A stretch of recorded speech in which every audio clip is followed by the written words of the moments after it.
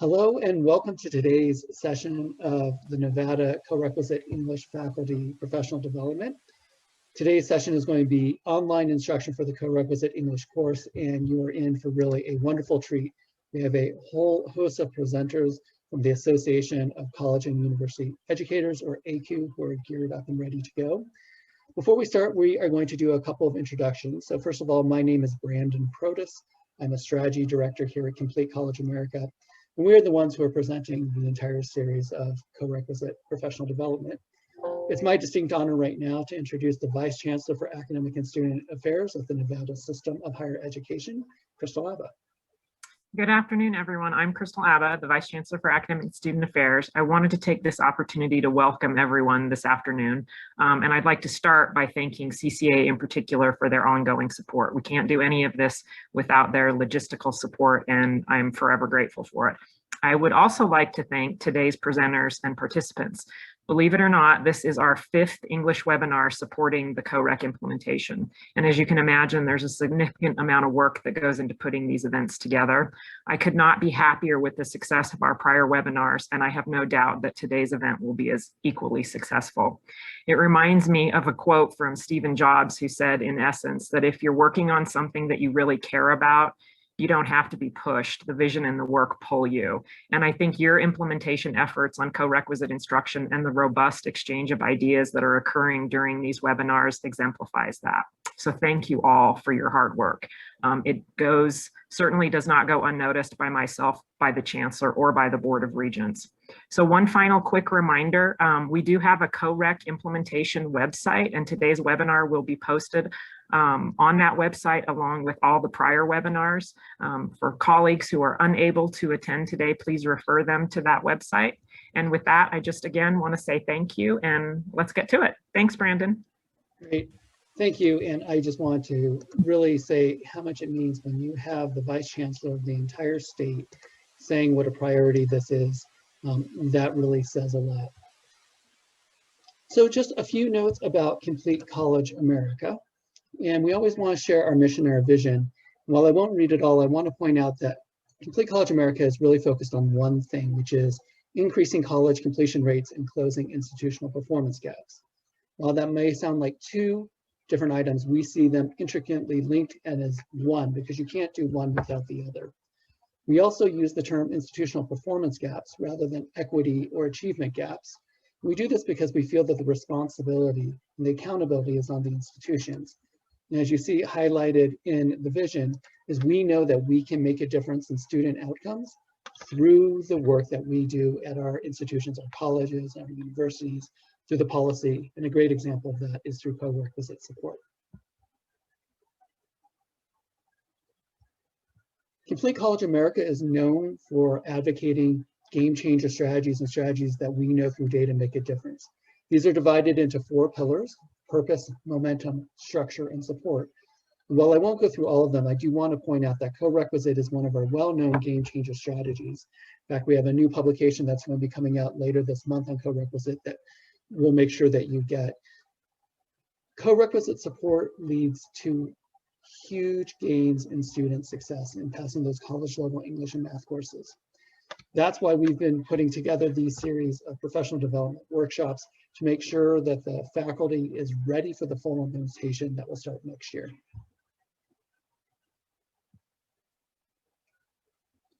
We know you're in front of a computer right now, so if you go to completecollege.org, and once I'm done talking, I will put the link for our website into the chat.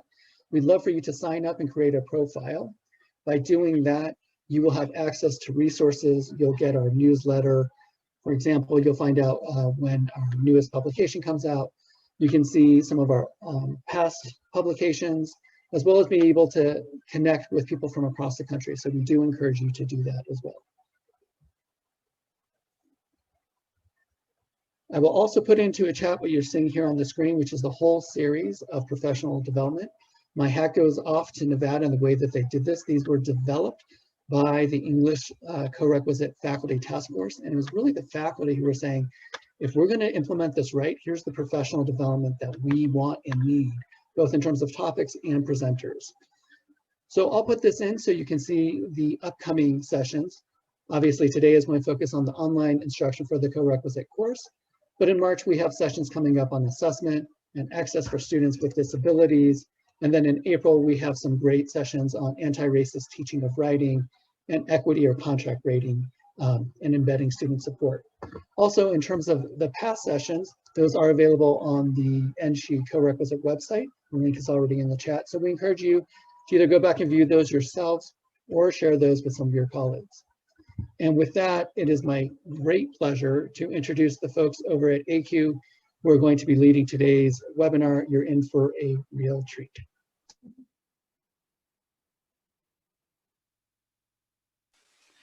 Hello, everybody, and welcome. I'm Nora, and in these first few minutes, I would like to ask you to, in the chat, choose one of these check-in questions. You can choose all of them if you like, but respond to one of these check-ins.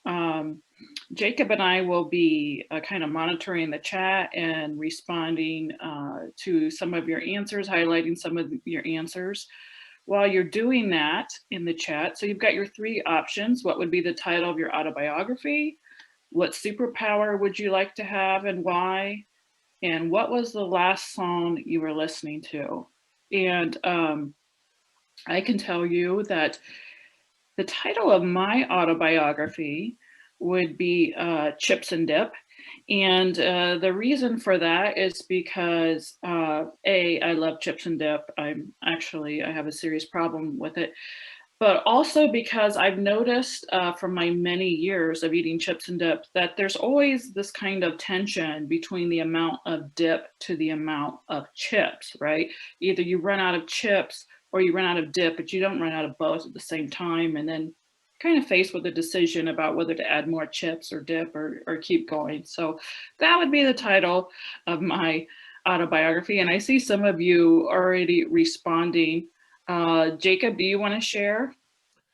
Sure. Since you did the, which I always love the title of your autobiography, but since you did that one, I think I'll actually take that same one too. My autobiography, I've always said, will be called Never Throw Things at a Blind Man.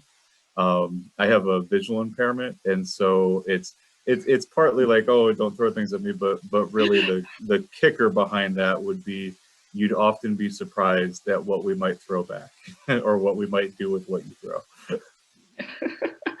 And I'm loving some of these responses here. Emily Keene said the last song she listened to was The Devil Always Makes Me Think Twice.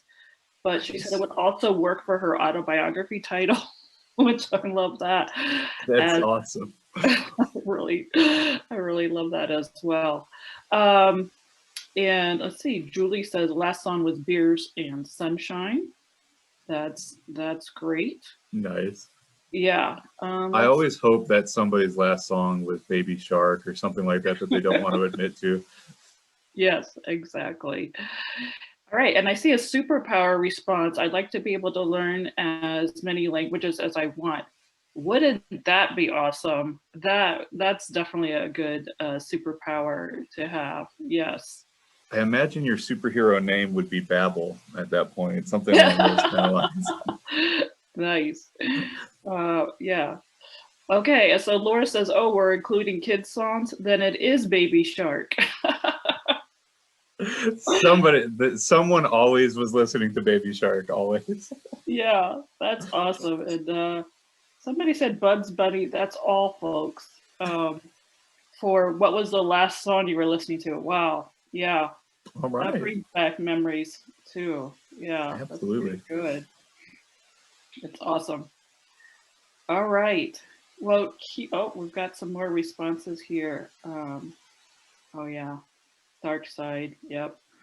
Oh, nice. Yeah, Pink Floyd. So, so keep responding. We're going to explain why we're doing this in a few minutes. But for now, we'd like to kind of pause and introduce ourselves. As I said, my name is Nora Bierlein, and I teach English at Rhodes State College. You've probably never heard of it because it's a small community college in Northwest Ohio. And I'm Jacob King. I also teach alongside Nora in the humanities department at Rhodes. And Nora and I were the two instructors who piloted our co-requisite program for English at Rhodes back in late 2013, early 2014. So we've been doing it for a few years now, and we just recently in the last year or two also incorporated an integrated reading and writing program into our English co-requisite as well. Yep. Hi, everyone. My name is Penny McCormick. I am the Chief Academic Officer for AQ.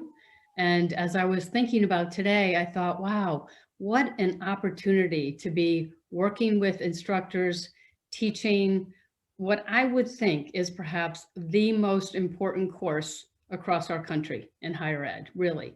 Co-requisite reading, trying to make sure that students who may not be completely ready for engaging in the kinds of reading and the kind of writing that college requires, amazing. So really psyched to be here and really happy to be with my co-presenters today. Joyce. Thank you, Penny. Hi, everyone. My name is Joyce Inman, and I teach English at the University of Southern Mississippi, which is actually the most diverse four-year public institution in the state of Mississippi. And our student racial demographic breakdown aligns with the state's exactly. So it's a really fascinating and interesting place to teach. And so really consider myself lucky to do what I do. And I consider myself lucky to be here today and with this team because we're going to spend some time talking to you about different strategies for teaching online co-requisite courses. So you're going to see that we have a framework provided for you, and we want to give you a pretty significant gambit of different ideas and things that we can all learn together as we move forward and think about how to best reach our students during these really interesting times. And I'm going to give it to Jacob to get us started again. All right, thank you so much. So as Nora said, we wanted to just kind of jump right in even before our introductions and kind of demonstrate one of the first tools that we wanted to show you today, which what we'd like to begin talking about is what we call the non-cognitive check-in. And this is just time at the beginning of class where students answer questions that fall into one of these three categories. Sometimes they're academic and related to the content. More often than not, they're related to the student and what the student is dealing with in their life outside of college. A couple important things to keep in mind about the non-cognitive check-in is that it's definitely a low stakes time. It is not a time where students are being graded. It's a time where you are just listening to them and giving them the opportunity to be heard. I think starting class this way, some teachers naturally do this anyway. Other teachers, might do this in a face-to-face class, but might be a little bit hesitant about trying to do something like this in the online environment. And so we just want to kind of talk to you about how we incorporate this as part of our class time, both whether the class is face-to-face or asynchronously online or synchronously online. Yeah, and Jacob, I'm seeing that Laura says her classes started doing Shouty Wednesdays for non-cognitive check-ins. I don't know exactly what that is, but I want to know more. So Laura, I want to get back with you about that. That sounds really interesting. You just shout stuff at each other. Okay. It's just like what it sounds, nothing complicated. All right, I get it. All right, well, and on the next slide, we just wanted to just briefly, Jacob mentioned that we've been doing this for several years at Rhodes, and this slide, which I always have trouble reading because I'm English and not math, but it just shows that how our institution is doing in the state in terms of percentage of students who completed college English in year one. And as you can see, we're towards the top of the state. And we attribute that success not to our awesomeness per se, but because of our use of the co-requisite model and kind of our faithfulness really to the original model as we heard it presented by Peter Adams, and our continued use of the non-cognitive check-in, which we don't consider, just a frivolous moment in the class, but really kind of a pillar of the class. So we've just gone over the silly check-in moment, kind of silly check-in example. And next we kind of want to talk with you about what a serious check-in might look like. As I'm talking here, if you want to think, you can put it in the chat. I don't even care if you unmute yourself and shout it out. But when was the last time, I know we've had this happen to all of us, that you've learned something about a student that surprised you and or impacted your teaching? For example, the time that comes to my mind was I had a student in one class for a semester who was just chronically late. And I confronted him about it. He apologized.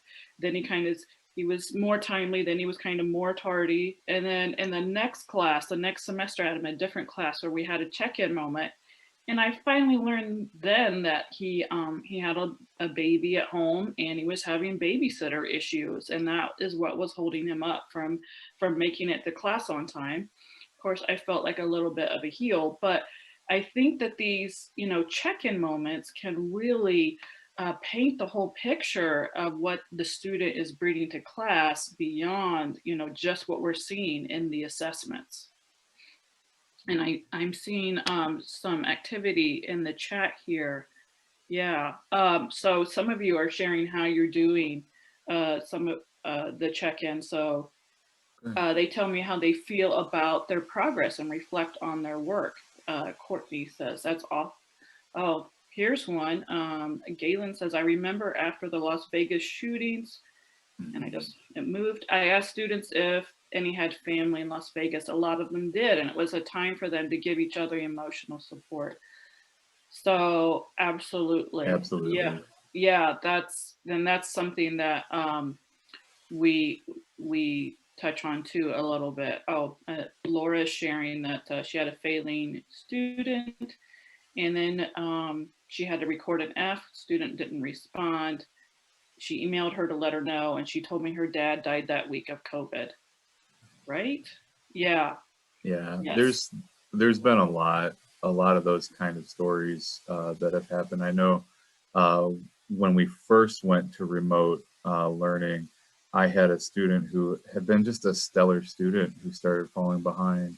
And after I talked to her a little bit through some of these check-in moments, it became clear she was working like 90 hours a week. There's a prison here that's a pretty big employer. She worked in the cafeteria there, and so many of the employees had contracted COVID that they were running so light, and she had to work so many hours, just to keep her job and take care of the kids and everything. So obviously we worked around some makeup plan for the work and things of that nature. But yeah, that's just it. I'm so glad to hear that so many folks are engaged in this practice, because you really do, you learn quite a bit about your students when you give them the time to be heard. Yeah, and I'm seeing some questions here about how to adapt the check-in for asynchronous classes. And actually we're getting to that on the next slide, how to adapt the check-in moment to the, oh, I'm sorry, I'm getting ahead of myself. Jump ahead just a bit. So the last slide kind of showed, we like to try to engage with whatever audience we're working with. And so clearly that was kind of one more tailored for instructors and professors. But some of the just kind of mock-up questions that you could ask a student in these kind of serious categories. If they're in a co-rec class, they're probably very early in their college career. And so it's always good to find out what their motivation for coming to college in the first place was. And again, these are probably questions that a lot of folks do ask, but just the reminder to kind of check in and find out what some of these things are. The first two up there about the success and the struggle, or the goal that you have aside from grades, I really like those because they work at any point in the semester. And when students do goals, oftentimes we actually turn those into like SMART goals, or we're able to talk about growth mindset. And with that question, I really like to do that one every couple of weeks I'll ask, and we'll kind of remember each other's goals and kind of check in with each other about how they're going. So it's, it's just a good way to not only find out about one student, but give them all the opportunity to kind of build each other up as well. All right, and now we're ready to address adapting the questions to different modalities. And, if it sounds like many of you are familiar with check-in moment, at least in the face-to-face class, and so probably this part may be a review for you. But depending on the affordances of the classroom space you're working in, obviously you can just go around the room. When I have a smaller group in a bigger room, I actually physically make them move their chairs into a circle because I like to communicate that this moment is important. And I think that also helps to build that sense of community. But Jacob also has some tips for how to use it in synchronous and asynchronous courses. Absolutely. And I think it's important to kind of note here, that obviously when the pandemic hit, everyone was aware that we had to make this, remote and online shift, and we worked as hard as we could to provide the best service to the students as we could. We had actually been asked before the pandemic to start designing online programs for our developmental or co-requisite students. And we were a little reluctant to do that because typically the skill sets required to be a successful online student and kind of some of the characteristics of your typical co-requisite student, those didn't really match up very well in our minds. And so as we kind of, as health necessitated that we did this, we obviously, like everyone else, spent a good deal of time kind of learning and developing along the way. A few things that I think are very important when we're dealing with a synchronous class.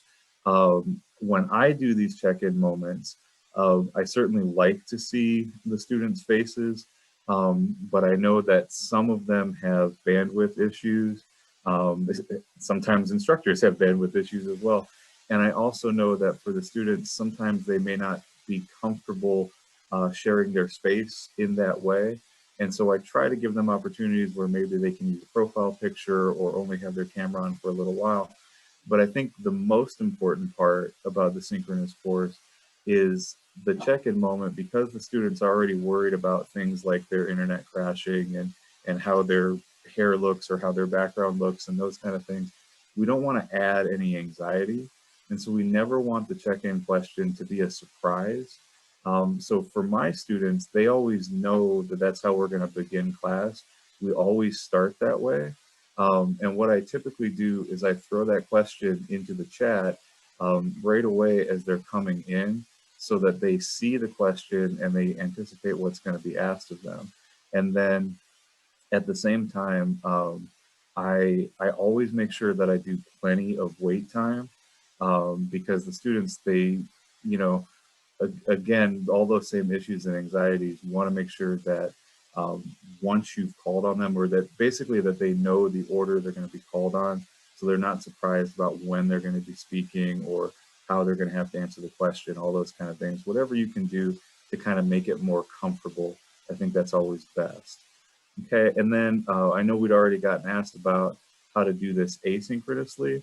And the two most common ways that I want to talk a little bit more about this are up there, is to turn these questions into a discussion board where students can kind of respond to each other. I particularly like if you're using an LMS that allows the students to submit any media recordings that way, so that they can, again, they can kind of actually interact with each other a little bit instead of just interacting with the text on the screen. But you can certainly use discussion boards, and you can certainly turn those into weekly journals. The other thing that I've started to do when I have those asynchronous classes is to just early in the semester, I'll kind of find out what time and availability students do have, and I'll set some Zoom, you might call them office hours, but you set some times that kind of coincide with when several members of that class are able to actually, be online, and then you can have kind of this short little check-in moment in that way. that's actually been a favorite to the point that I even had a class, I had a class last semester where they didn't have that element built in, but we basically created it. We ended up meeting every single week, and almost all of them in that section really did want to come and participate for that check-in question, and then also to get some of their content questions answered as well. And we have a good question here as we kind of move to the next slide, but Galen's asking, in a 50-minute class, what is the maximum amount of time you would dedicate to the check-in, and would you recommend these check-ins at the beginning of every class meeting? So Galen, for me, Jacob and I actually do it a little bit differently. If I'm meeting twice a week, I do it in one class per week, so I do it weekly.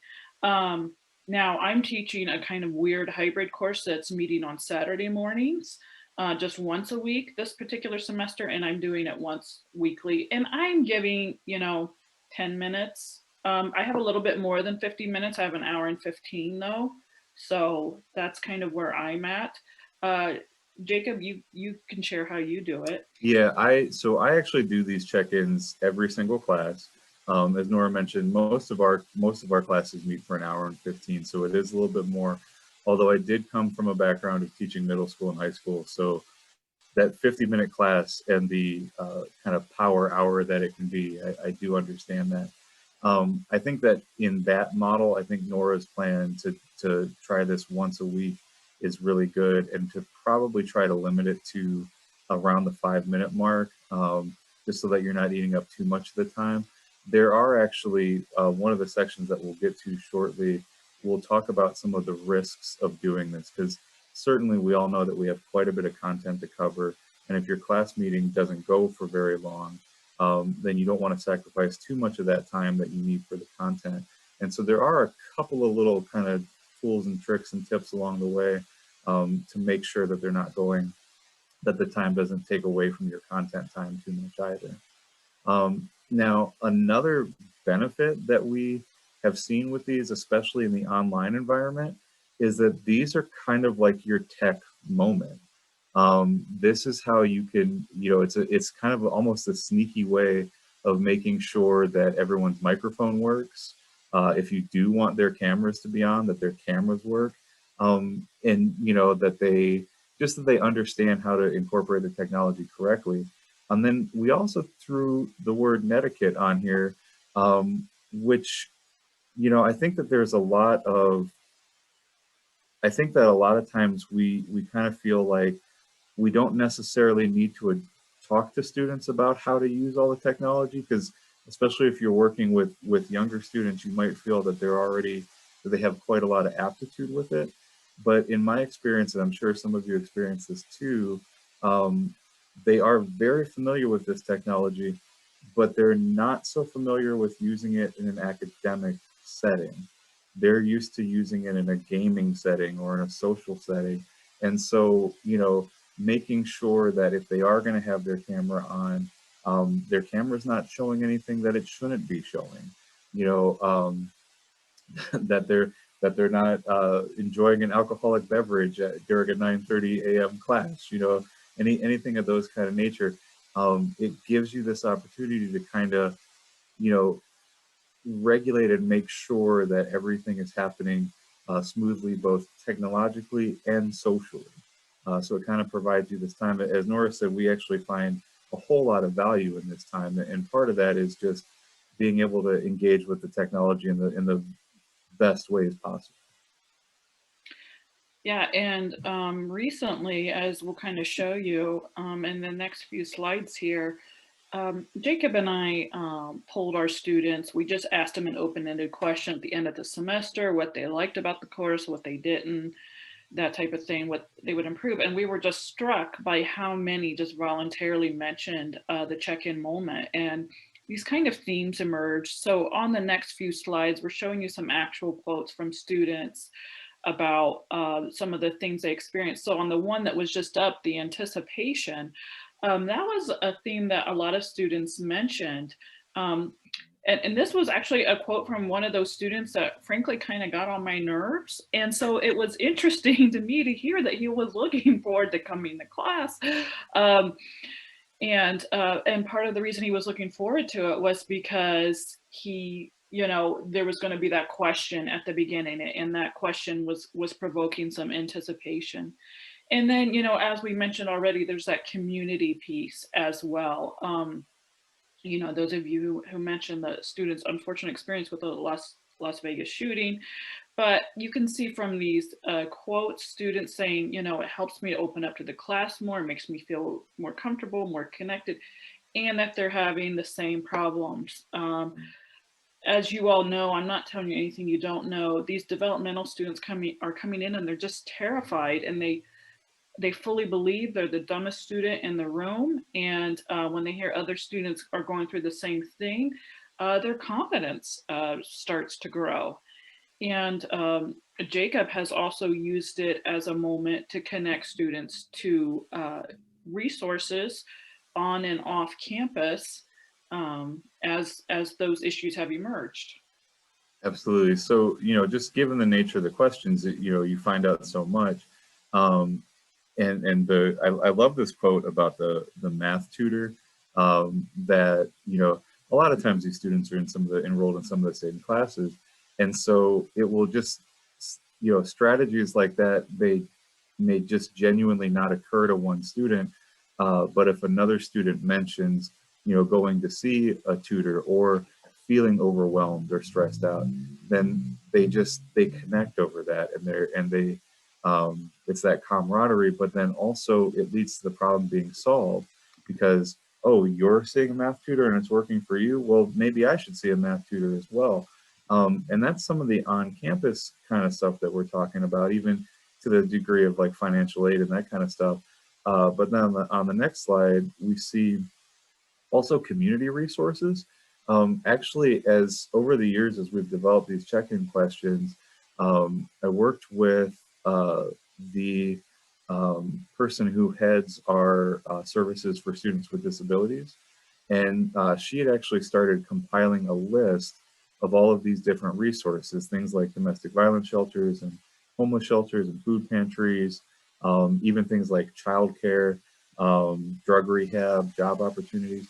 She had just started making this list. We serve like a 16 county area. And so as she got more and more and more, she started to organize it by county as well. And then basically we shared that list electronically, but I always just kept a printout of, several copies of it handy. And whenever one of these topics would come up, I'd be able to hand that student, privately later on after class, I'd be able to hand that student that resource. And usually during class, I'd like circled or highlighted the one that I thought they would kind of benefit from the most.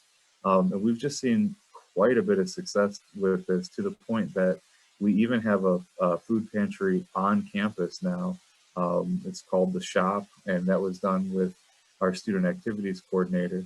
So just this idea of being able to not only listen to the students, but then also offer them some resources to kind of help with what they're struggling with. So then, of course, it's great to do all this learning and growing and community building, but as we said, we also have this moment where, we have all this content to cover, particularly those of you that are teaching in a 50-minute kind of or 50-minute kind of setup. So if you are doing this check-in on a weekly basis or on a daily basis, then since that part of class is already designated, it can be easy to kind of turn that into an academic moment. For instance, one of the ones that I like the best here is whenever I have a major assignment coming up, particularly if it's a confusing one. So for me, when the annotated bibliography is coming up, for instance, if that's due at the end of the week, then early in that week, my check-in question will be, tell me something about that assignment. Anything that you want, when it's due, how many pages it has to be, any of the requirements. And this way, the students are hearing from each other what those requirements are instead of hearing from me. And I'm still there that I can kind of back clean up if I need to and, correct any errors And it's a good way to find out if my directions are clear then as well, because if a lot of them are like, oh, I thought it only had to be that many pages too, then I can go back and look and see if I need to make any kind of edits or changes. I also love to ask them what they're learning in their other classes. I think anytime that we can kind of remind them that all of their instructors and all of their courses are meant to build together, especially the reading and writing courses. Those are skill sets which hopefully the students are transferring to all of their other classes. So to give them class time to talk about what they're learning in other classes, it kind of reinforces that idea that of writing across the curriculum. So we've kind of talked to you for a few minutes about what we perceive as the many benefits of check-in time, but we would be remiss if we didn't acknowledge that there are certainly kind of some risks or some downside. I mean, one of them has already been mentioned. You know, how do I find the time to kind of build this into the curriculum? And another risk is, you know, teachers are afraid of this moment. They're afraid of, oh, how did, you know, all of a sudden a student shares something of a deeply personal nature. A teacher doesn't feel qualified to be counselor, but yet we want it to be kind of open and welcoming for that community moment. So that is definitely one of the risks. We're going to give you some solutions here. And then on the next slide, is that you, Jake? So yeah, just the you know the idea that this check-in moment takes too much time also. So basically, the way that I've always proposed, and Nora's always proposed to solve all of these concerns, is to participate in it with your students. Nora and I opened by asking a silly check-in question and by answering. When we answer, especially when we answer first, then we're doing a lot of things for our students. We're modeling to them how long their response should be. We're modeling to them what an appropriate response might be or what an appropriate response might not be. Okay, and we're also kind of allowing them, we're giving them permission to talk about those kinds of topics. Okay, so especially with the time-consuming one, let me just give you a really simple example here. You can make these questions very, very simple. It could just be, how's your day going? Or how's your week going? But if you give that as a question, maybe you want to add to that just a little bit more clarity of direction and say, tell us how your week has been going, but use somewhere between 8 and 18 words, right? And then this way you don't get someone that goes on and on and on and on who you have to interrupt, but then you also don't get everyone in the room just saying, fine, okay, great, you know, one-word answer. Also, I tend to borrow from my time as a high school and middle school teacher. I might even use words like school appropriate. You know, if I ask somebody, if a question is, how was their weekend? I might tell them, I don't want to know how your weekend was based on how many beverages you consume. I want to know how your weekend was based on what you were able to learn or what was something really positive that happened to you. You know, so just kind of giving them that language and that space with the way that you present the question can be very helpful. Yeah. And, you know, we also want to make sure that the check-in moment is a safe space for everyone. And again, as Jacob said, you can do that by modeling, you know, the types of answers that you're giving. And then of course, being, you know, kind of quick to step in if you see somebody acting in a way that's, you know, potentially offensive or, you know, would make people uncomfortable. I would say too, something I actually learned from AQ as I've been taking the AQ course this year is that you can kind of set the tone in your syllabus with a kind of personal philosophy statement. I've done that. I got some student input and other colleagues input on it. And so I try to say from the very beginning, as soon as they see the syllabus, that my classroom is a safe space for everybody, all identities, you know, and if it doesn't feel safe, please let me know. Jacob? It's also good. It can also be helpful to create that safe space by not only being the first to answer the question, but sometimes being the first to respond to students. So if a student makes a statement and either they share something they shouldn't, or you want to make sure that you're able to offer that student, kind of protection, then all of the students in my class know that they can definitely respond to each other, and I want them to do that. But I tend to kind of almost call dibs on that first response. And so in that way, not only am I modeling how the question should be asked, or answered, but I'm also modeling how responses to other students' answers should be given as well. And in that way, you can kind of model what is acceptable behavior, so they know, so they have that guidepost. So I know we kind of moved through that quickly, and we have a couple other segments of the presentation coming up here, but just wanted to pause just briefly to ask. There will be a more extended Q&A session at the end, but were there any quick questions that about the check-in moment that anybody wanted to ask?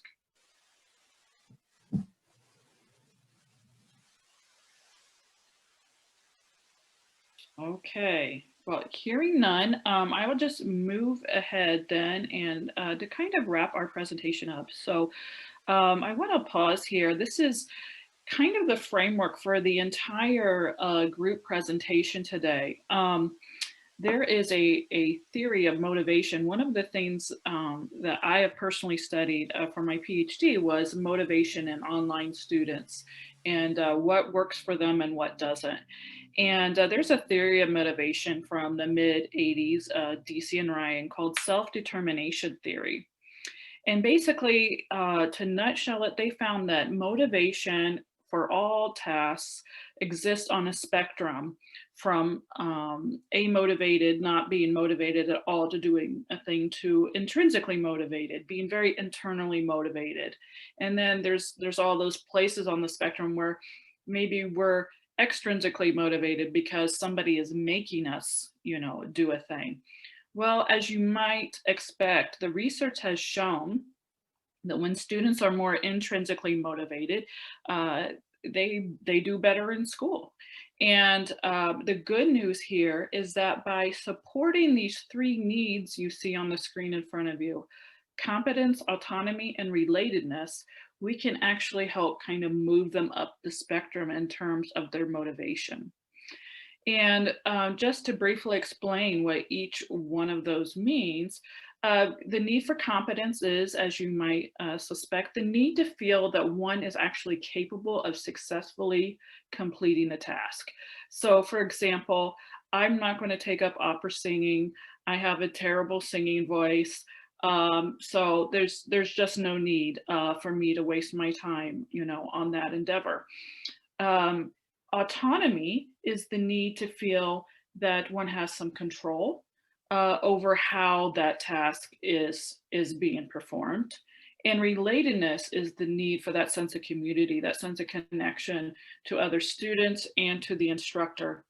And interestingly enough, the need for relatedness is more acute in those at-risk students. There's some very interesting research on how supporting a relatedness need in a group of African-American males who were taking developmental writing helped sustain them until they started to feel more competent enough to actually successfully complete the class. For more accomplished students, the relatedness need is lower, but for students with less confidence, that relatedness need is super important. And the non-cognitive check-in is obviously a way to support that relatedness need, but you can see how it can touch on all three. At the beginning, we offered some choices for which check-in you wanted to take. So that supports autonomy. And that also kind of supports competence, because people can choose the question that they feel that they will have the biggest chance of actually successfully completing, or so forth. So this was kind of, though, more our shout out to the relatedness need. And in the next section, Penny is going to describe some activities that will help you to support your students' needs for competence.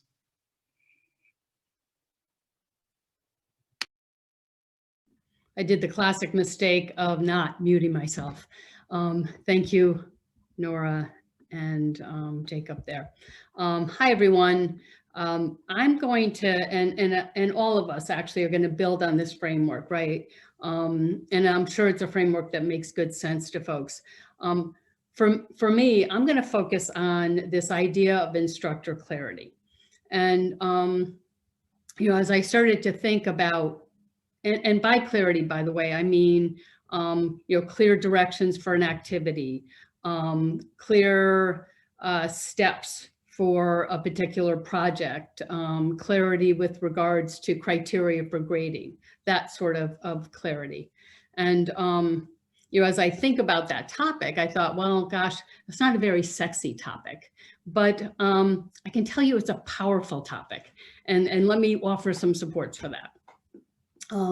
If you know about John Hattie's book, Visible Learning, where he's synthesized 800 meta-analyses connecting teaching practices to student achievement, he recognized that indeed clarity of directions, steps, criteria for grading is actually one of the most important learning interventions that we have at our disposal.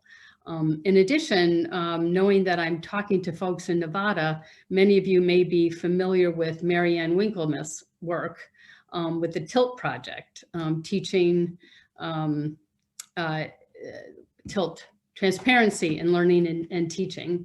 And there she has shown that when instructors create transparent assignments, which means, clear purpose, clear steps, clear directions, examples of student work, that indeed they were able to show enhanced student success equitably, which means, of course, we're really meeting our goals, right? Not just student success across the board, but creating more equity in that student success. And so, as I think about the topic, I can feel more comfortable, right, that it's a powerful one.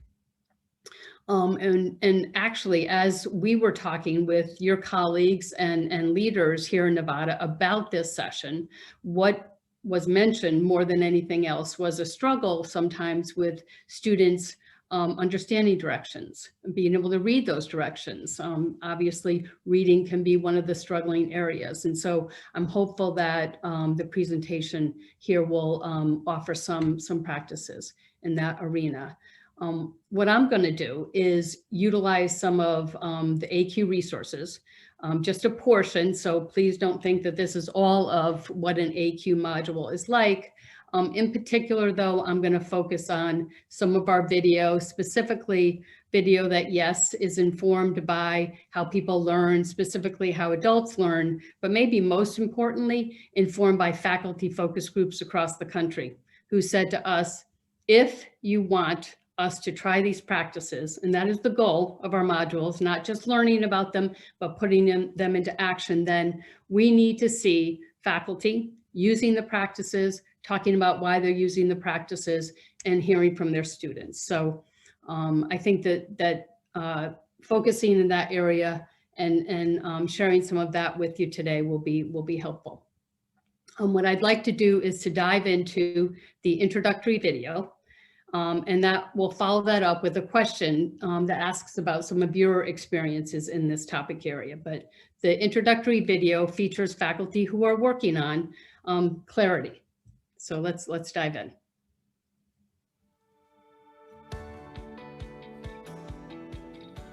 So there's a series of benefits that come from actually asking the students to try to read your rubric or assignment prompt and then explain to you or the class as to what it's for, what it's meant to do.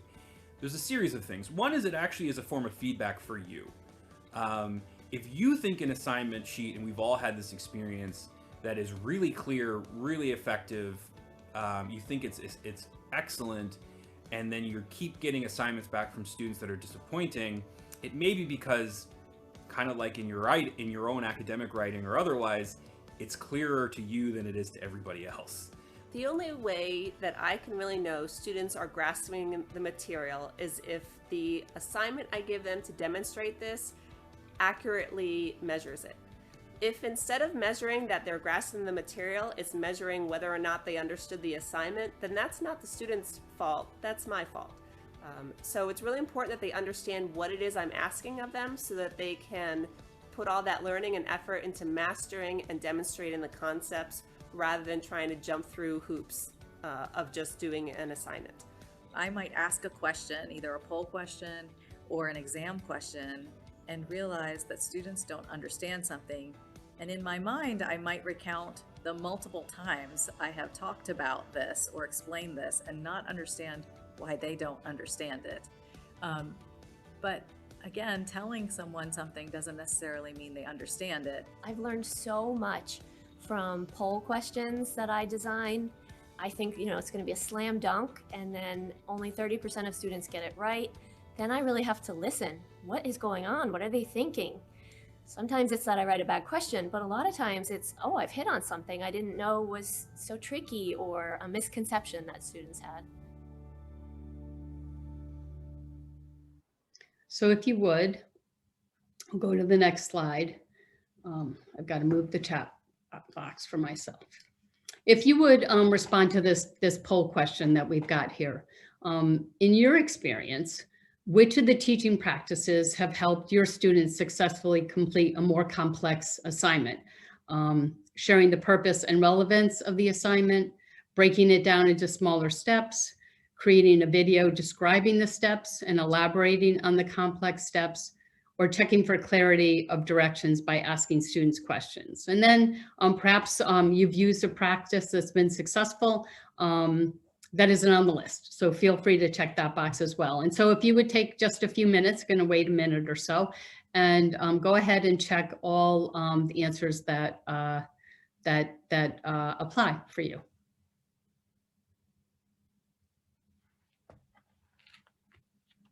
We'll give it a full minute.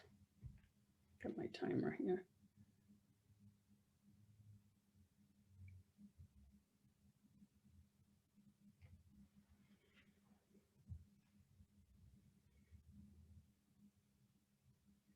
Angelica, is there any way for us to see the responses as they're coming in, or is that not a possibility here? Only once the poll ends, you will see the result. And just as everybody knows, you have about 20 more seconds before the poll will close. So we'll share the results shortly. Thanks, Angelica.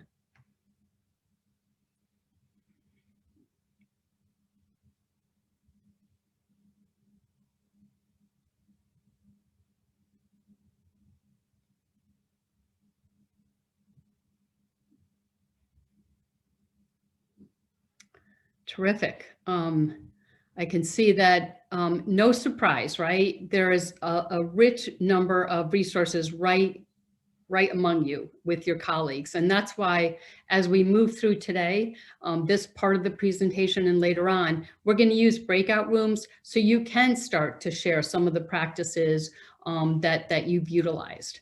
What I'd like to do, Angelica, can you close that? Thank you. What I'd like to do is to show our full video of the instructors that you just saw in the introduction, utilizing the practices. Again, following the construct that faculty told us they needed in order to really think about using these practices themselves. And I did notice that there was some concern in the chat room about focusing on online. All of the instructors that we'll be featuring in the video you're about to see are teaching asynchronously, and there's a few who have synchronous sessions as well. So I think that you'll get good practices that are indeed applicable to an online environment. So actually, Angelica, the question, remember how we flipped these slides? Yes, sorry. You want me to go to the rationale? Yes. Sorry, I heard you say video. Sorry about that, guys.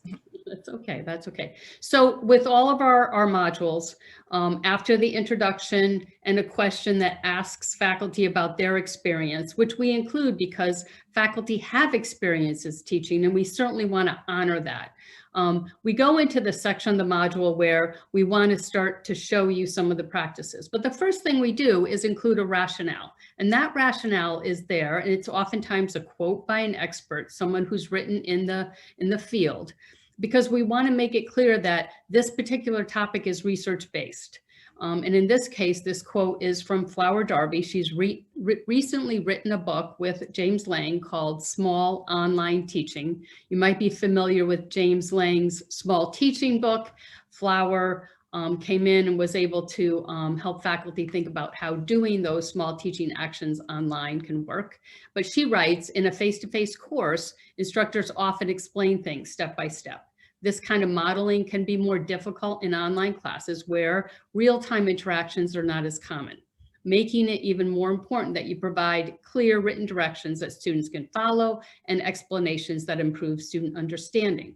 Now, I look at that quote and I think easier said than done, but that's what the video that we're going to present momentarily is meant to do, is meant to offer some practices for doing exactly that. Angelica, can I get the next slide? So just to be clear about what we're going to be looking at, the learning objective is providing clear directions, and we're going to show a video that demonstrates each one of these practices. You'll see faculty doing them, you'll hear from faculty about why they do them, and you'll hear from their students. So again, sharing the purpose and relevance, breaking down activities into steps, creating a video to explain the steps to students, and then checking for clarity by asking student questions. As you're watching the video, I'd like you to think about a couple of questions that you can, and thoughts that you might have that you can share with your colleagues when we move into the breakout rooms. And so as you watch the video, is there a practice that strikes you as one that you might want to use yourself? Is there something that you learn that makes you think, gosh, you know, I'm going to adjust something that I already do? Or do you already successfully use some of the practices that you see? Or do you feel like these practices really wouldn't be helpful, and think about why? So if you take a moment while the video is playing, it is a 7-minute video, so it takes a bit, and just jot down a few of your thoughts. I'll give you a moment or two when the video stops as well, that you could share with your colleagues. So go ahead, Angelica, and start the video.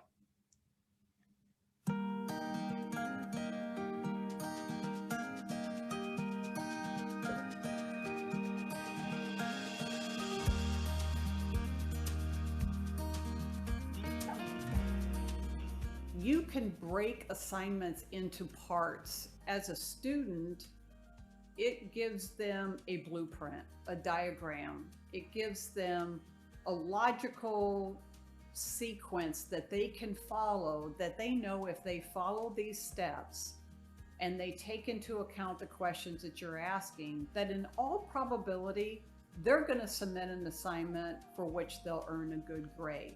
If I'm setting up an assignment, I have the first category is prepare. So what do you need to do to prepare before you can even do this assignment? And it'll list things like read chapter 5 or read this article, annotate this article.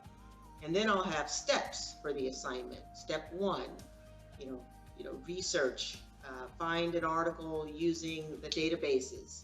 2, record the bibliography information. Step 3, and it just sort of goes through this process of getting to that final product. And so as students work through the assignment, they're reading these steps, doing each step, and when they're done, they have a final product. They just clean it up and then submit it. I found that if I give students very clear directions, that it eliminates any questions or concerns that they have. They know exactly what I want them to do, and it minimizes the back and forth questions that we may have. Should I be vague or not really outline what it is that I'm looking for? So I think the more specific you can be, the better off the students are and the less work that we have to do as faculty. The students actually started doing better on the assignments. They were submitting more complete assignments. Sometimes I would just get incomplete assignments, but they were making the effort to actually do all the steps, which in return made for a better assignment and a better grade.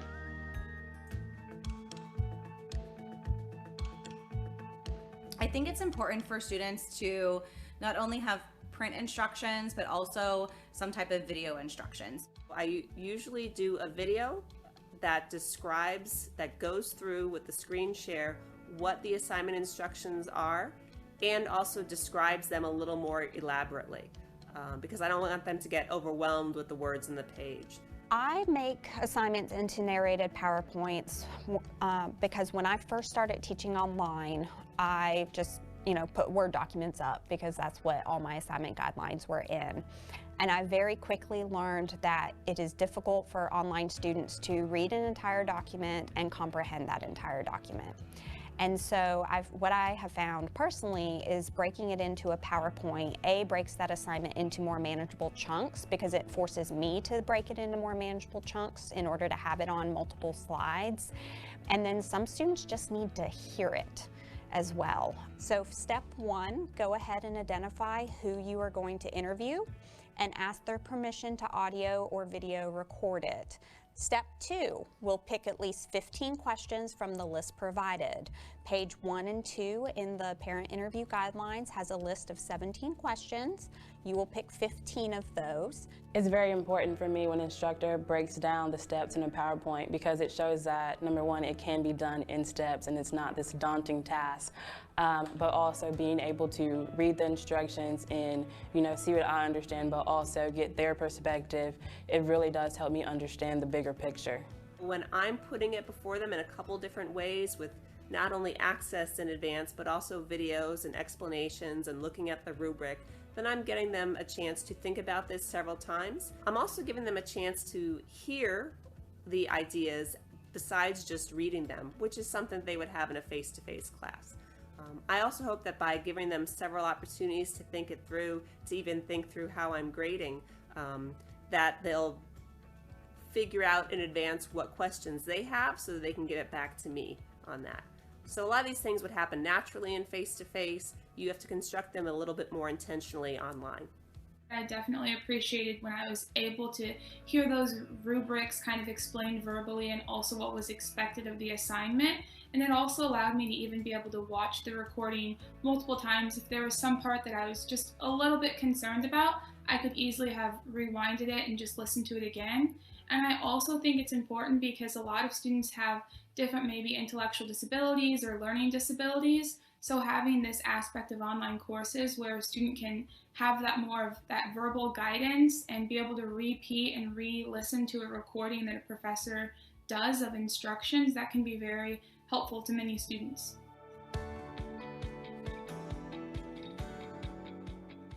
So I go live in addition to narrating my PowerPoints because students don't always listen and watch and read everything that's posted in a module. In an online course, if it's an asynchronous course, they don't have that one-on-one time to really ask those questions, and I like giving them that time. So they can listen to a narrated PowerPoint that I think I've very clearly explained. These are what the guidelines are. But when I go live, that gives them an opportunity to come and ask any questions. I just wanted to pop on real quick and do a summary of the parent interview. I know that was a lot of information that was provided in the week 1 module. So 2 weeks before a large assignment is due is when I'll typically go ahead and go live and be able to answer your questions for these assignments. Anyone that wants to attend can attend, and I'd love for them to. But then I also tell them if you can't attend but have questions, let me know, and I'll go ahead and make sure I address those questions. And I always record that and let them know it's completely optional whether they attend or not, but I will record it because you never know when another student may come in and ask for clarification on something that someone else didn't realize they didn't know or were confused about. It's so helpful when they have the recordings of the PowerPoints and of the live chats. I refer back to them to go over those questions that other people had, because they may have thought of something that I didn't think of. So when I can see that somebody else had that question, I can go back to it.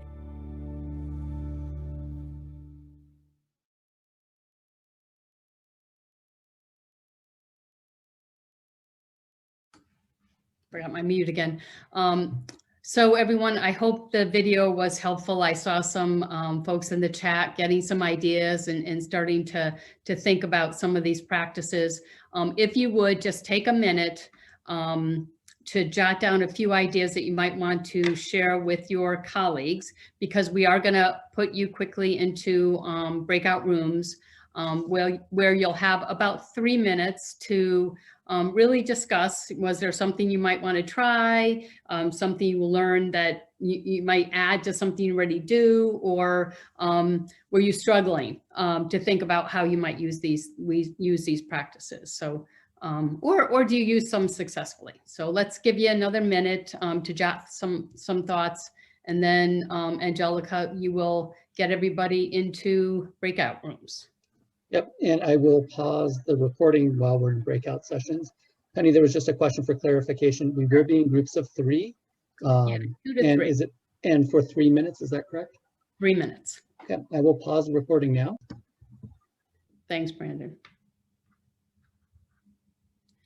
So as folks are coming back to the session, we would love if some of you might have something you'd like to share that was a result of the discussion you had in your breakout room. Was there anything that you shared in the breakout room that you might put in the chat to share with the rest of your colleagues here at this session?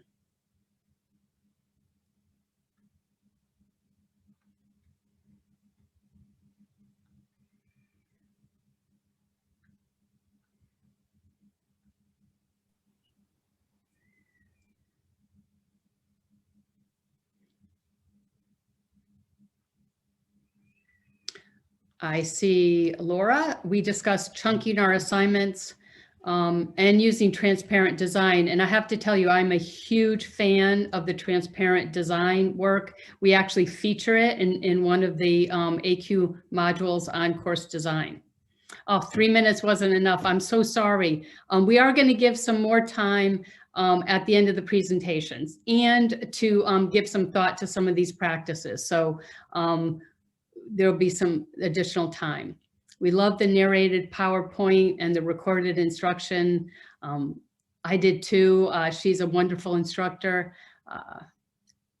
Breaking into small steps helps students overcome them. Yeah, even the students said, right? It helps them think I can do this.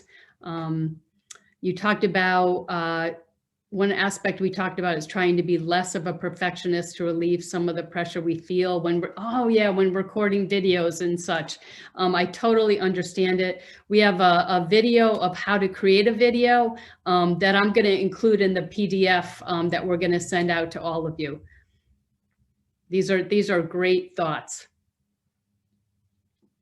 Screencast-o-matic, yeah, that's a terrific, Nora, that's a great example. Okay. I know this wasn't long, but like I said, at the very end of the session, we're going to have some additional time. I want to get the presentation over to, oh, yep, just a reminder, you are all going to get or have available this planning guide that includes the videos I just showed, as well as planning guides for each of the activities. So that's step-by-step instructions along with some of the research behind those particular practices. So that large planning guide with the small ones in it we will make that available to everyone, as well as the videos. I am going to move on to the presentation and have Joyce Inman, who is going to share some additional practices with regards to relatedness, competency, and autonomy. I just want to say, just to kind of close that loop, that when students do understand how to do an assignment, I think that they gain not only in competence, but in a sense of belonging in college, right? I can do a college assignment. So any effort that we make in this area, I think is pretty powerful. But go ahead, Joyce. Looking forward to your section. Thank you, Penny. So my colleagues have done such a great job of giving sort of deep dives into some of the practices that we think will help with our online teaching. So I feel a little bit at a disadvantage because in many ways I plan on throwing out a lot of things. So I apologize in advance, especially because we're going to be a little crunched for time, but I want to talk a lot or a little about a lot perhaps in terms of how we can think about this framework in our online classes. So I do want to go back to this idea of relatedness and competency just for a second. Nora and Jacob talked about the check-in as a way that we can think about relatedness with our students. And of course, that relatedness means relationships to each other, relationships to us as their faculty members, and also relationships to the course content. So I want to just talk a little bit about other ways in our online classes that we can think about relatedness. So some of the things that we noted as a team were things like our syllabus materials. For example, I have what's called a citizenship statement in my syllabus. And this is my expectations for how our class is going to engage with each other and with me in our online format. And I'm happy to share that after this if anyone's interested. There are other small things like having them do their LMS avatars. One of my first assignments every semester for an online class is go do your LMS avatar. I want a picture there so I can see what you look like. I want a profile written. It's always helpful to have that so that we're not looking at those little shadow figures that Canvas gives us instead. Another option is to make sure that we have clear goals for the course and for each individual module. One of the things that students need is to understand how the material relates to them. And I know that I'm guilty as someone who teaches both face-to-face and online. I do great at connective tissue in a face-to-face environment. I can tie it all together with all the bells and whistles, but in an online environment, I had to really work at how do I want my students to see the relationship between one module and the next, between 1 week and the next, between course outcomes and individual assignment outcomes. So that's something that I found really valuable in helping my online students sort of digest why we were doing what we were doing and help with that relatedness concept. In addition, and this is probably going to be cheesy for many of you, sometimes you have to make it fun, right? There's been lots of talk about how students don't always want to engage with asynchronous coursework. And so I'm completely guilty of trying to incentivize my students to complete certain things. So I will bury various prizes per se in videos if they do certain things, and they have to watch the video and get through it, and then they're going to find different things in there that will allow them to have, it is like Easter eggs, Laura, extra credit or sort of a get out of jail free kind of card where they may not have to do some homework, or they can make a request to submit something late without any advance notice. They can just give a certificate, which is actually an AQ model as well. So those are some of the things that we thought of as a team that would help with relatedness. And of course, relatedness and competency are also interlinked. And Nora did an amazing job talking to us about clear instructions and how valuable that is, and really all encompassing when it comes to online instruction.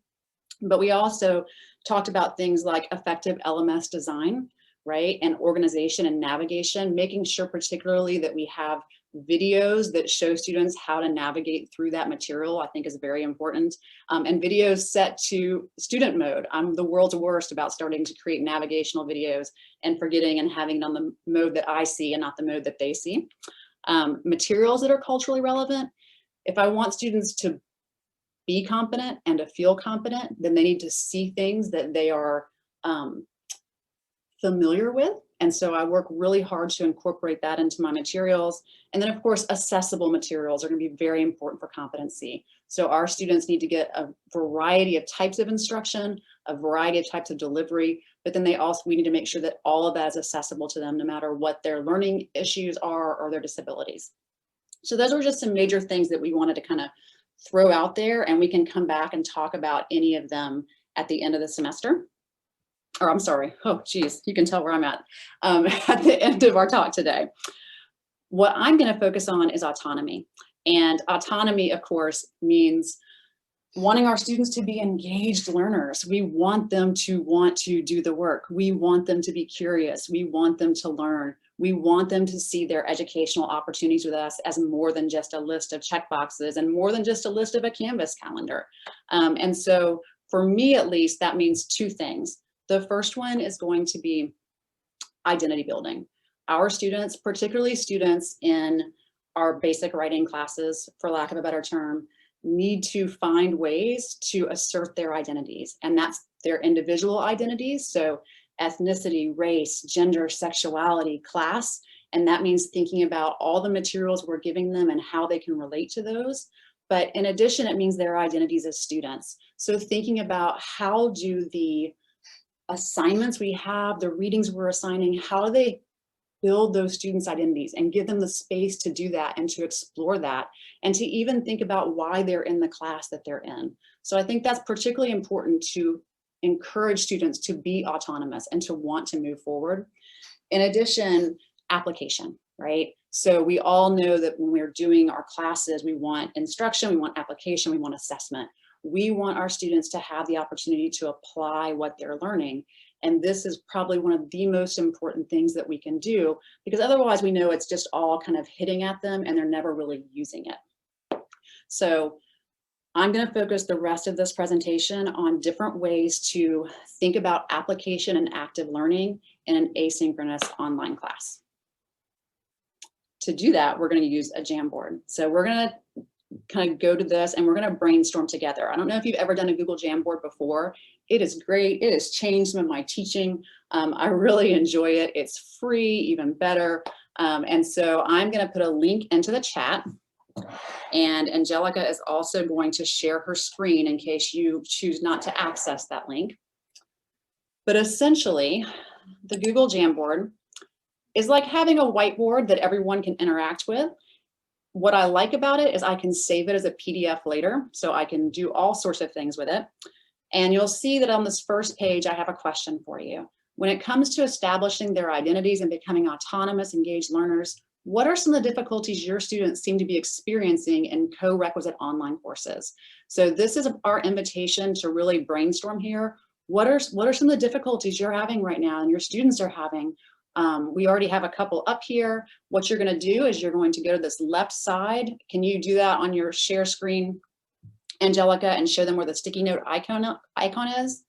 And when you click that sticky note icon, you get to choose the color. So you can choose the color you want and you can put the information and then hit save, and that's going to put it on the Jamboard.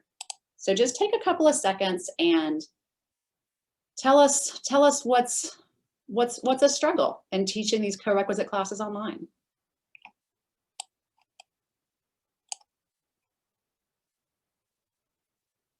Just doing a little test so you guys can see what it looked like as Joyce was demonstrating. Speaking, I was a little late to the demonstration, but as you guys can see, if you press that little notebook, like she said, on the side, you'll be able to create a sticky note. So I will exit out of that so you guys can see all the responses.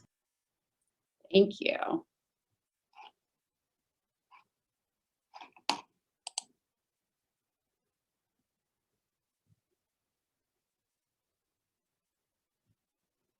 So while we're waiting on some people to write their sticky notes, I want to say that I've used this in synchronous sessions because for the first time I have taught some synchronous sessions due to the pandemic, but I actually started using them for asynchronous sessions. So when I'm using a Jamboard for an asynchronous session, I just have students put their name onto the Post-it note and sort of sign it so that I know it was them, particularly if it's something that I'm wanting to do to encourage, that I'm going to give them some sort of participation points on or something like that. All right, so I see we've got some good stuff coming up. Got cramming instead of practicing space study, definitely an issue. Student engagement, easy for students to check out. Ooh, responding negatively to assignments that have diversity or anti-racism component. That's a really good point. That's something that you may not be surprised that living in South Mississippi is definitely something that we encounter quite a bit. Competing priorities, especially right now. Yes, without a doubt. Yeah, I'm looking at this one that says often students' questions suggest that they haven't read any of the preparatory materials provided. So even though we all know that it's out there, they haven't seen that. The best thing that I've been able to do when it comes to that, quite honestly, in my synchronous sessions, is for the first couple of weeks of class, I'll require students to get through certain things in order to open the next part of a module. Sometimes it feels a little bit overbearing, and it wasn't something that I particularly wanted to do when I started teaching online. But I found that particularly with first year students who did not understand yet how to function as online students, I almost had to do it. All right. I think, Joyce, one of the practices that we've found is really helpful is like requiring a quiz, right? A short quiz, basic. You learn something about what they are getting from the reading, and they feel more accountable to do whatever the assignments were.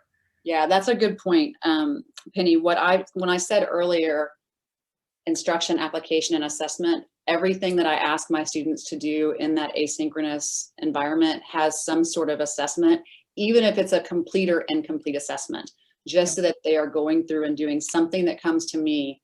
And sometimes they do it really well and sometimes not as much, but I get a much better feel for how engaged they are, what they're doing and what they're not doing if I have some means of looking at that. Synchronous classes, some talkative students, others are silent.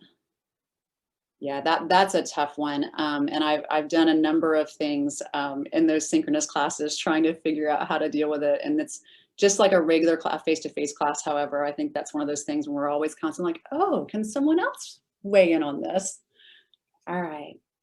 Positive motivation and cheerfulness. They want to feel supported. Oh, without a doubt. And I'm really glad that you brought that up, because I do think that our response to students in their writing is key to helping them think about themselves as autonomous learners. So if we can be and engage with them in positive ways and let them know that we want their success, right? That our goal is not to put up stumbling blocks, but rather to invite them to be successful. All right, so we're gonna switch. Angelica, if you could switch to that second slide on the Jamboard for me. And on that second one, we have, what are some of the successful strategies and tools you have used to help students establish their identities and become autonomous, engaged learners? So we've had some of the difficulties, but what are some of the things you do that have worked? How have you reached some of these students and helped them become who they need to be to reach the finish line? I can't help myself but mention what a cool way to get feedback from the audience, right? In a asynchronous webinar. I love it. I like it because it's colorful, I admit. You can also change the background colors, and that makes me pretty happy. So some of the successes, I know as a teacher, we never want to rely simply on water cooler talk, and we want to have theory-informed teaching and research-informed teaching. But I always still like to get those no-fail plans. They make me happy every time.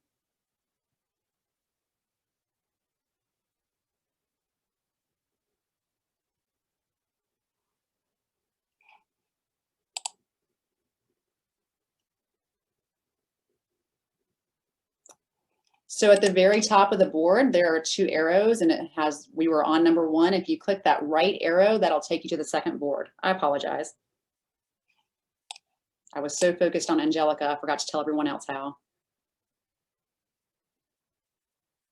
I love a literacy narrative. That's a great one. In fact, typically when I'm teaching developmental writing classes, a literacy narrative is always sort of the linchpin of where I start, because it helps us think about languaging and their experiences. And I love it when my students begin to think about literacy as something that's more than just reading and writing. It becomes really exciting.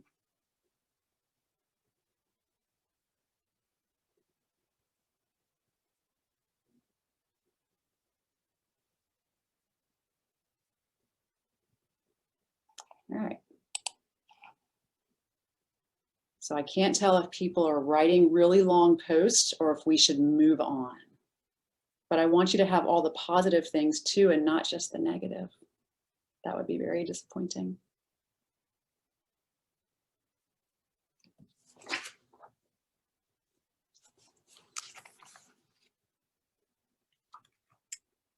All right, for time's sake, I'm going to go ahead and move us on. But I do want you to know that after our session ends, we will take and save this Jamboard as a PDF, and that will be distributed to you. after the session. So hopefully this will collect some ideas that your colleagues in Nevada have put together that you can think about and add to your classes. So Angelica, whenever you're ready, we'll go ahead and get back to the slideshow. But it does look like we got quite a few coming in there. So thanks, everyone. Let me look. I think needed just a little bit of time. Oh yeah, I love the first week discussion, asking students to introduce themselves. And one of the things we're going to talk about in a little bit is using Flipgrid to do that. My students have loved Flipgrid and the ways that allows them to introduce themselves, and then I can respond back to them. It integrates with Canvas, which I think most of you are using as an LMS. Really fantastic tool and free. Sustained small group learning opportunities, definitely. Google Doc work. And then I have loved Canvas collaborations to a Google Doc. That's really helped my students in navigating to those Google Docs and being able to find them and what I want them to do. Student conferences, yeah, that's great. I like the welcoming prior knowledge. You know, yes. Yes. Because our students all bring stories with them. They all bring knowledge, and helping them realize that is obviously one of the things that we want to do as teachers. All right. Okay, so I'll go back into the presentation now. Perfect. Thank you, Angelica. No problem.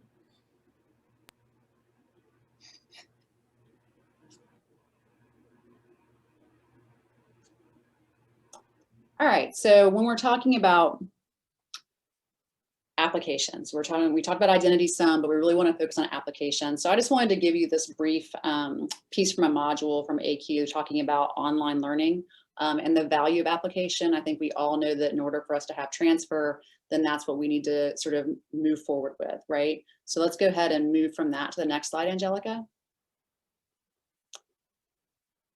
And I don't know about you guys, when I think about application for any of my classes, but particularly for my online classes, one of the things I always consider is Bloom's taxonomy and what do I want my students to do? And I try and think about my assignments in relation to that, right? So what I wanted to show you here is from the WAC Clearinghouse, because this is an image that helps us think about Bloom's taxonomy in relation to writing specifically. So what do I want my students to get out of the writing activities they're doing? Are they writing to learn? Writing to remember things? Are they writing to sort of summarize? And so I try and think about that as I design my actual activities. And then of course, writing to engage, which I don't know about you guys, but for me, particularly in my co-requisite courses, that engagement and analysis tends to be where we get stuck often. And so I've had to really think about the types of activities that I use to encourage my students toward that. And then writing to communicate. So the things that my students produce and that we come to together is always going to be extremely important, but I have to build our way there, right? So really thinking about scaffolding in that online course is going to be necessary for it to be effective. What you're going to see over on the left are 4 of the AQ active learning activities, all of which can be implemented in an asynchronous online class. And we're actually going to give you I see those coming up in the chat now, the information on this. So this gives you instructions on exactly how to implement these different activities. And of course, they look a little different depending on your delivery model, but we found them to be extremely successful. I know that I have. And what I tried to do here was talk a little bit about how these different exercises related to this image, right? To thinking about what I want my students to do. So for example, think, pair, share really is just giving students time to think, for example, about a reading. What was some of your takeaway? What were some of your questions? Then in an online environment, I'm going to have them go into a discussion forum or a group document and put that in there so that I can bring it up later, right? So there are lots of ways that you can do that in the asynchronous environment. The jigsaw activity is similar. It's collaborative. So I've often found that students in online environments don't necessarily want to do these collaborative activities, but once they do, they always realize, oh, wow, this is the community that I've been missing. And I see that Nora mentioned the jigsaw activity. It's definitely one of the things that helps us understand sort of what where the gaps might be in the instructions we have for our students. And then you see these last 2, the jigsaw activity, I should have said, ask students to, in their groups, they have to decide on their assigned specific elements. So if I'm doing rhetorical analysis, for example, I might have one group doing ethos in a reading, one group doing pathos, one group doing logos, and then we're going to pull all the information together. And they're supposed to be the experts on that rather than me talking about it. That's them contributing to the discussion. For the group member roles, this works particularly well, I found, in peer review online situations where students each have different things that they are assigned to do with a peer's essay. And then the choose two activity is particularly successful in asynchronous online courses because it gives students choices. So it is a little bit more work on the part of the instructor because you have to make more than one option for application for the questions you have for students. But then the students go in and they choose one of those in order to give feedback in an area that they feel confident in, and engaged by. All right, so I know we're so short on time, I'm sorry. So I just went over that very quickly, but I'm happy to talk about them in more depth and how I've used them in my online classes as we get towards the end. And Angelica, we're gonna go ahead and go to the application tools as well. So in addition to activities, like I said, I'm gonna talk about a lot of things. These are just a handful of digital tools that our team has found valuable in our online instruction with this particular student demographic.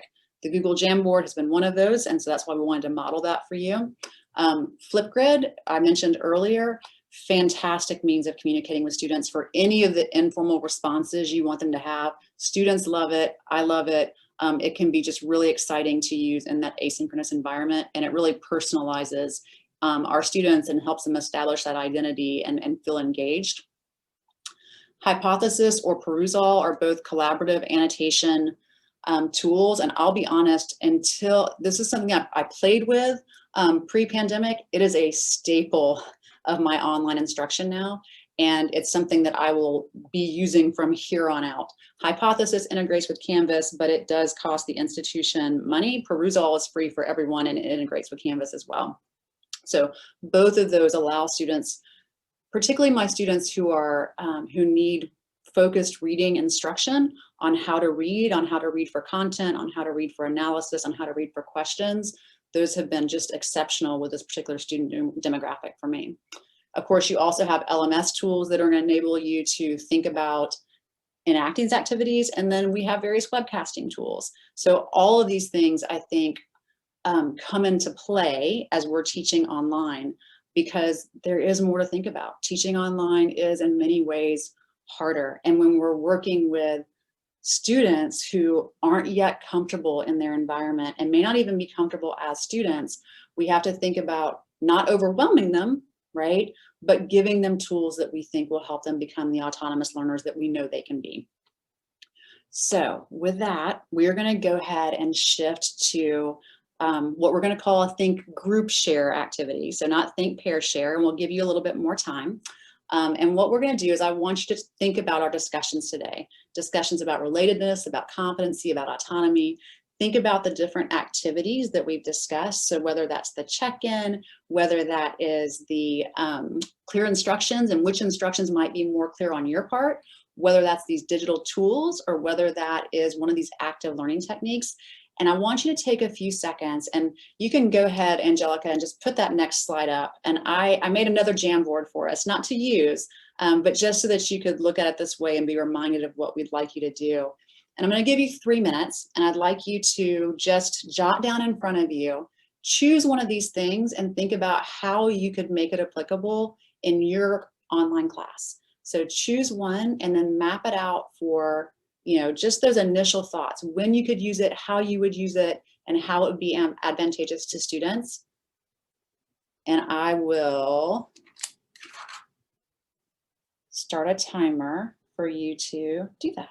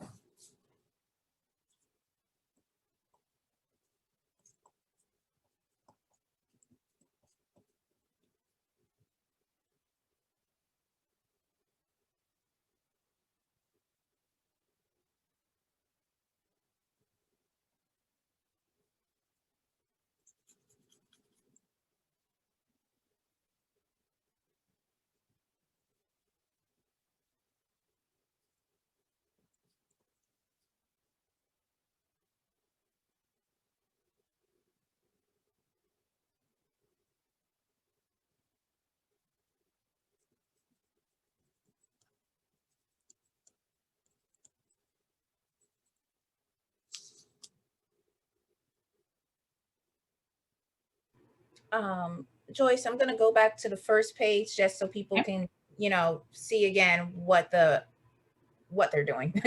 Sure. Oh, I'm sorry. I was busy writing out which of my instructions I wanted to make more clear and how I was going to do it. Thank you, Angelica. No problem.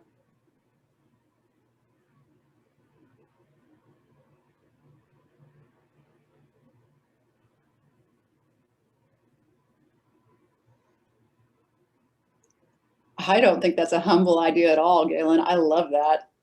That's fantastic.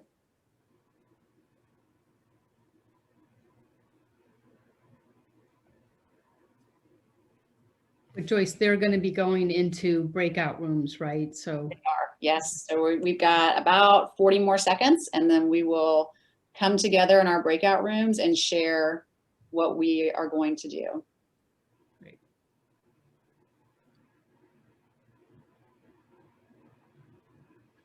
Another thing I've done, Galen, is I've used those collaborative annotation tools to have students put in their questions and ideas about an assignment together, and that's worked really well also.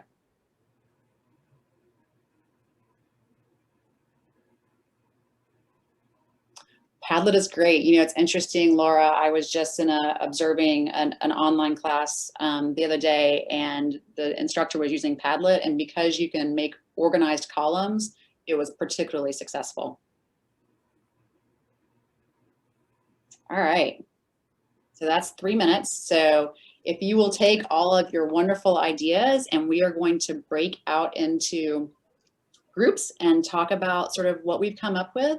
And I think that all of us are going to join your groups, but we're not there to moderate. We want to get ideas too, because like all teachers, we're professional students. So we're excited to hear your ideas and think about how we can use them. So we are going to be in groups of either 5 or 6, having our presenters as part of that, and we'll be in there for 7 minutes, and I will pause the report.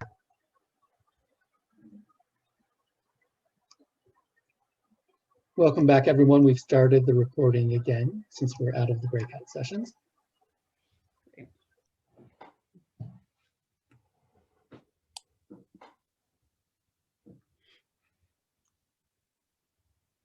All right, so I know that everyone is coming back in from the breakout rooms, and we're clearly still short on time, as I knew we would be. So I'm going to go ahead and hand it over to Penny so that we can begin some of the Q&A that we had hoped to do before we wrap things up today. And I just want to say thank you so much for looking at all the chaos with me in my section today. So we do want to open up to just general Q&A. I just had a great time in a breakout room with a group of folks, and definitely hearing, you know, wanting to have specific ways to do some of the active learning strategies and make sure that you know how to do some of the check-in in an asynchronous environment. And so we were able to talk in our group a bit about, you know, how you would do some of the active learning work in an asynchronous. But I think, Jacob, you just shared something that was pretty, I think, compelling in our breakout room. And I wonder if you might share it with the group before, again, and I'll start to look at the questions coming in. But I really thought it would be kind of neat if Jacob just shared some of how he tries to make the asynchronous environment work more productively. Sure, yeah, because we were talking about in our breakout room that it's just so hard to not only for the students to connect with each other, but even for us to connect with the students. And one of the things that I've found is I would love if I could just use canned videos all the time, but I rarely ever do. I'm almost always making a unique specific video for that given week of the class, and a lot of times more than one video. And students know that I do this, so they'll submit questions ahead of time, and I'll try to answer those in those weekly videos. I will, if I notice common mistakes in an assignment that they made, just like I would in a face-to-face class, I'll call attention to those and kind of address those in a specific weekly video. And sure, you know, moving forward, going to semester, it's going to mean that I'm going to have to, you know, reproduce a lot of content. But the students are seeing, you know, this kind of time progression, and they're getting specific comments on on specific questions that they've had or specific situations that have come up. And it seems to add more relevance and more immediacy. I get probably when I do my check-ins with the students as far as like, what's working in the class, that's always top of their list, is that there's videos every week and that they're actually specific to what's going on. The students actually point that out.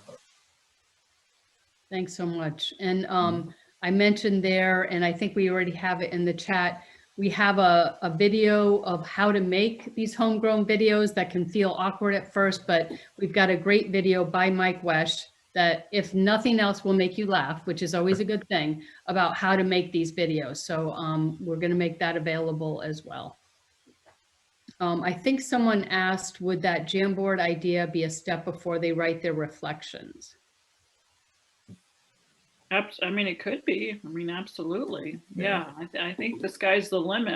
Joyce is a Jamboard expert, but I think you can use it in many different ways. I don't know that I'm an expert at anything, if I'm being honest with myself and with all of you. But yes, I think that would be a fantastic way to use the Jamboard. We talked about in our small group too, using the Jamboard for questions about assignments. One of the people, I think it was Kimberly in our group, also used it to create a thank you to a speaker who had done a video for their class, which I thought was really cool as well. So I think we can do all sorts of things with Jamboards. I did want to mention as well, because one of the folks in our breakout talked about how it's hard to get students to work in groups. And actually a fellow instructor at USM shared with us how she helps her students understand that working in groups is something, and doing it well, and kind of working through what are natural challenges is often something you can talk about in a job interview, and it can go really well and be really helpful. So she kind of motivates that, and she asks students early on to share about their time availability and maybe the way they like to communicate. So when she puts them in the groups, she tries to make sure maybe that she's able to take that into account as well, and the students see that effort and really appreciate it. So that's another idea